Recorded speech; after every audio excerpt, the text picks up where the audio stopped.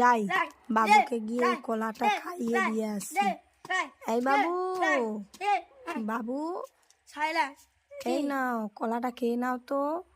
না, রোজ রোজ কলা খেতে না ভাল লাগে না। ও ভাল লাগে না কলা খেতে? দোকানে তো আম উঠেছে, আম আনতে পারতো না? আমের তো দাম বেশি, পয়সা নেই, তাই তো আনতে পারি না। আমি আম খাবো, আমি কলা খাবো না। আরে তুই তো জাদু জানিস না। কি দুটো শিখ বলেছে, আমি তো জাদু জানিস। তাহলে জাদু করে আম বানিয়ে খাও। ঠিক আছে, দেখো আমি কিরকম জাদু করি।